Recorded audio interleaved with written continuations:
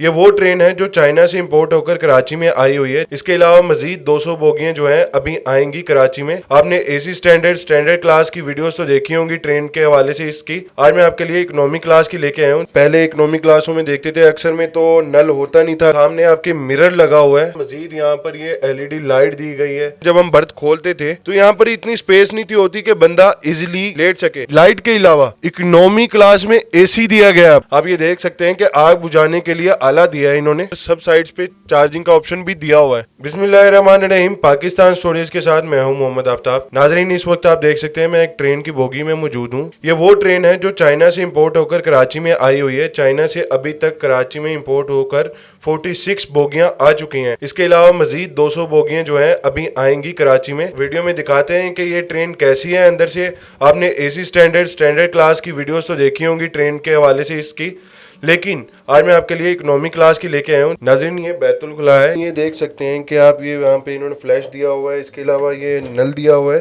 पहले इकोनॉमी क्लासों में देखते थे अक्सर में तो नल होता नहीं था। अगर नल नहीं था होता तो उसमें वैसे ही पानी बह कर पानी खत्म हो जाता था। इसके अलावा इन्होंने ये स्पोर्ट के लिए दिया हुआ है। इसके अलावा सामने आपके मिरर लगा हुआ है।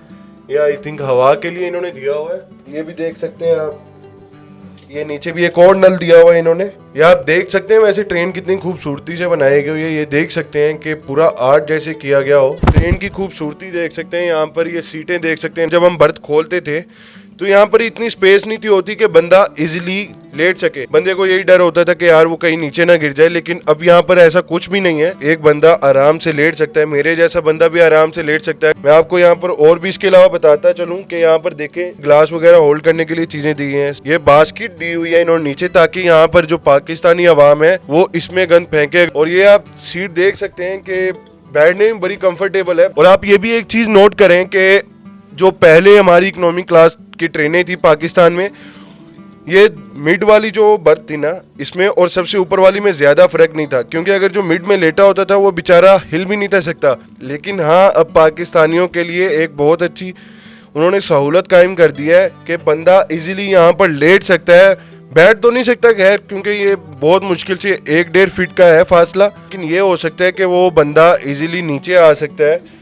इसके अलावा आप देख सकते हैं कि यहाँ पर चाइना से जो इंपोर्ट हुई हैं उनमें पंखे न्यू दिए गए हैं। इसके अलावा ये एलईडी लाइट है। लाइट के अलावा इकोनॉमी क्लास में एसी दिया गया।